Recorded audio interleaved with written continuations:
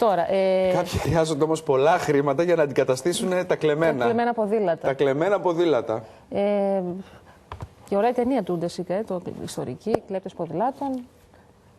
Θα μπορούσε να είναι τίτλος, ναι, στη δική σας περίπτωση.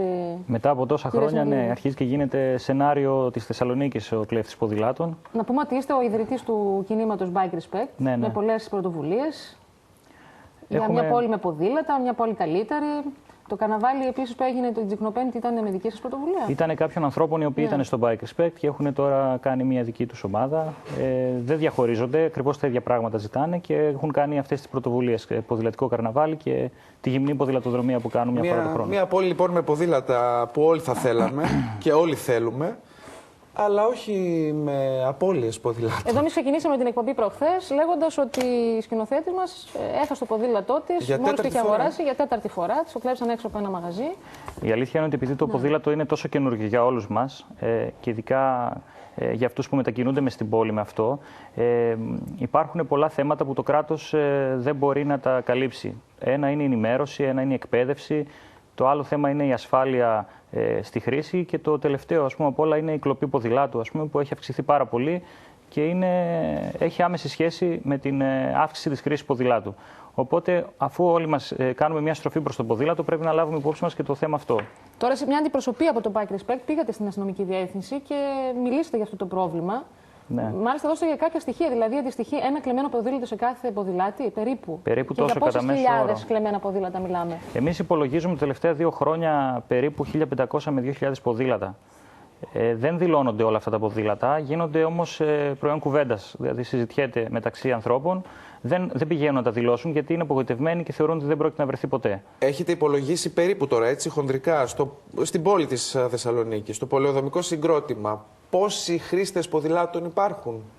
Το θέμα δεν είναι. Σας ρωτάω σκόπιμα για να κάνουμε έτσι μια σύγκριση. Το 2000 τι σημαίνει, ας πούμε. Το θέμα είναι οι καθημερινοί χρήστες και όχι αυτοί που έχουν απλά ένα ποδήλατο. Και βλέπουμε ότι στο δρόμο, αν θα σταματήσει άμα ένα φανάρι σταματήσει αυτοκίνητα, δίπλα θα πάνε και άλλα 2-3 ποδήλατα και σε κάθε φανάρι της πόλης. Αυτό σημαίνει μια τεράστια αύξηση σε ώρες αιχμής, ας πούμε, για τη χρήση ποδηλάτου που αποφορτίζεται η κυκλοφορία. Μήπως θα πρέπει να κάνετε κι εσείς κάτι, δηλαδή να είναι οι χρήστες, εγώ λέω ποδηλάτες, γιατί πια είναι. Ναι, ποδηλάτες. Ναι. Λίγο πιο ψηλιασμένοι, έτσι να το πω πιο λαϊκά. Να έχουν την αλυσιδίτσα, τη χοντρή μαζί τους πάντα να την κουβαλάνε, να βρίσκουν σημεία.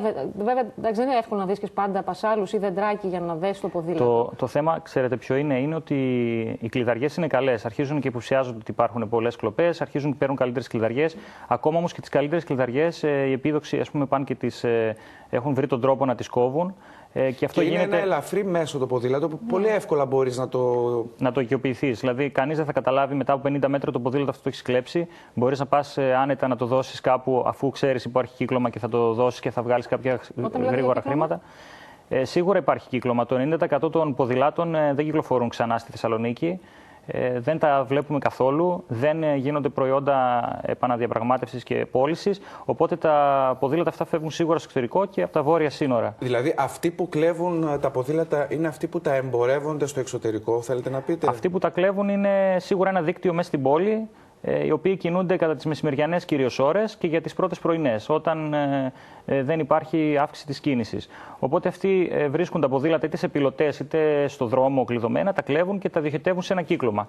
Τώρα είναι ένα το κύκλωμα, 2-3 ανάλογα με τις χώρες. Τώρα εδώ, δηλαδή μένεις στον 4ο όροφο, κάνεις μια προσπάθεια για να ανεβάσεις κάθε μέρα το ποδήλατο να το κατεβάσεις και στο κλέβουν και από τον 4ο όροφο να το έχεις έξω στη σκάλα. Να ενημερώσουμε τον κόσμο ότι αυτό γίνεται ως εξής.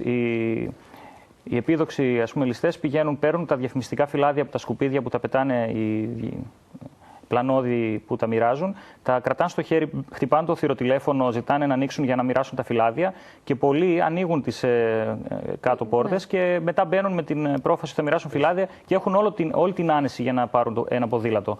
Και αυτό γίνεται καθημερινά και γίνεται με πολύ κόσμο. Κυρίως ποια ποδήλατα γίνονται έτσι αντικείμενο? Αυτά που έχουν έντονα χρώματα, που φαίνονται καινούρια. Αν κάποιος δηλαδή έχει ένα ποδήλατο το οποίο είναι χτυπημένο, μουτζουρωμένο και σε άσχημη κατάσταση. Έχω, ας πούμε, φίλοι που πήγε και το έβαψε στο ποδήλατό της μαύρο, καινούριο ποδήλατο, για να μην τους το κλέψουν. Και όντως δεν τους το έχουν κλέψει ακόμα. Και σε τι τιμές, συγγνώμη, περίπου πόσο κυμαίνεται η αξία ενός ποδηλάτου το μέσο που κλέβεται? Ξεκινάνε τα ποδήλατα από 150 ευρώ και δεν έχει ταβάνι αυτό. Αυτό δεν το γνωρίζουμε. Περίπου όμως από 50 έως 60 ευρώ. Δεν, μπορεί και 20 ευρώ κάποιο. Ναι, τα σκοτώνουν. Να έχει τώρα ένα ποδήλατο, να το έχει πάρει 300 ευρώ και να το σκοτώσουν για 50 ευρώ. Δεν είναι φτηνά τα ποδήλατα. Καθόλου φτηνά. Δεν είναι φτηνά. Και συνήθως ξεκινάνε από 150 ευρώ, όπως είπατε, αλλά κανένας δεν επιλέγει το ποδήλατο των 150. Έχει σταματήσει αυτό. Συνήθως 450-500 ευρώ, ας πούμε, εκεί είναι ο μέσος όρος. Το αξιόπιστο ποδήλατο, ναι, είναι. Τώρα, τόσο. θα ήθελα να ρωτήσω κάτι άλλο όμως που αφορά το αστικό περιβάλλον και την παρουσία των ποδηλάτων. Στο εξωτερικό βλέπουμε ότι υπάρχουν συγκεκριμένα σποτ, σημεία δηλαδή, που μπορεί ένας ποδηλάτης να το σταθμεύσει. Να το σταθμεύσει, να το ασφαλίσει, έτσι, να το κλειδώσει. Ή υπάρχουν σημεία που μπορεί να δανειστεί εντός εισαγωγικών ποδήλατο από το Δήμο, από το ένα σημείο και να το αφήσει ένα άλλο και να πάρει ένα άλλο για κάπου αλλού. Αυτό δεν θα έπρεπε να συμβαίνει και στη χώρα μας, ή δεν θα έπρεπε να υπάρχει δυνατότητα να βοηθηθεί ο ποδηλάτης καλύτερα? Το μετρό στην Αθήνα είναι μια πιλωτική προσπάθεια. Έχει ξεκινήσει δειλά-δειλά το ποδήλατο στο μετρό στην Αθήνα και είναι η εξέλιξη αυτή. Δηλαδή κάνουν συνέχεια αργά βήματα. Ένα ακόμα βήμα θα ήταν, ας πούμε, να γίνει κυκλοφοριακή αγωγή στα σχολεία με χρήση ποδηλάτου. Δηλαδή ο νεαρός, όπως γίνεται στη Γερμανία, μαθητής να έχει το ποδήλατό του μία ώρα της γυμναστικής, να κατέβουν οι δημοτικοί αστυνόμοι ή η τροχέα και να του δείξουν τον κώδικα και να πάρει ένα δίπλωμα που θα δείξει, ας πούμε, ότι αυτός έχει παρακολουθήσει, είναι τυπικό εντελώς. Αυτά που είπατε εσείς είναι κάποια πράγματα που γίνονται στην Ευρώπη εδώ και πάρα πολλά χρόνια.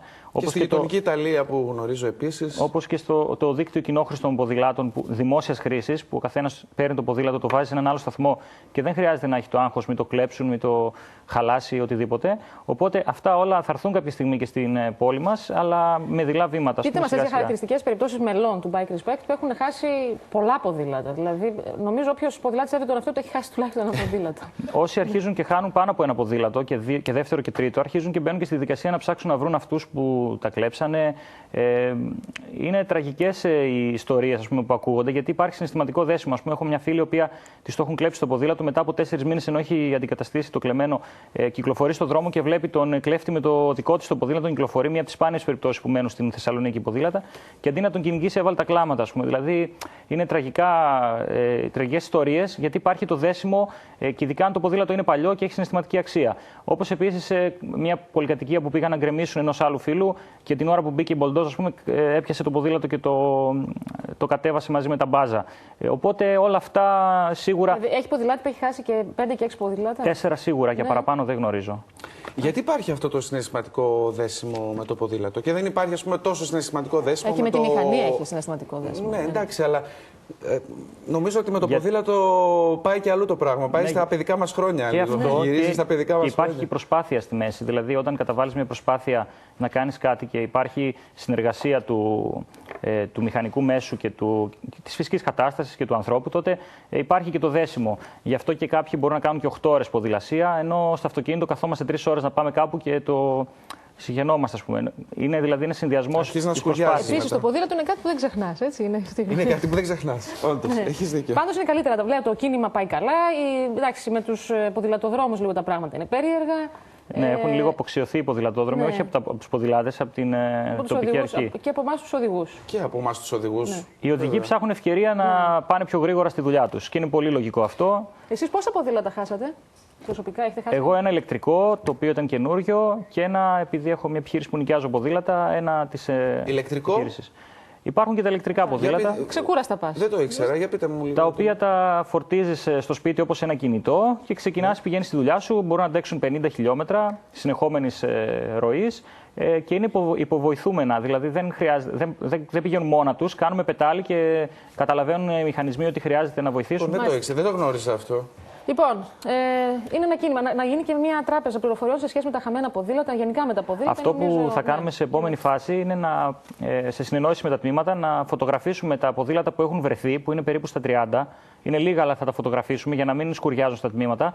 Θα τα αναρτήσουμε στην ιστοσελίδα μας σε επόμενες 10 μέρες, στο bikerespect.gr, και όποιος συνειδητοποιήσει ότι το ποδήλατο αυτό είναι δικό του, μπορεί να απευθυνθεί στο τμήμα με την δήλωση κλοπής. Χωρίς αυτήν, δύσκολο να το πάρει. Ωραία. Τώρα, συμφωνείτε ότι οι ποδηλάτες πρέπει να γνωρίζουν από κυκλοφοριακή αγωγή? Ναι, είναι προτεραιότητα. Θα πρέπει να σέβονται και τα κόκκινα φανάρια, έτσι.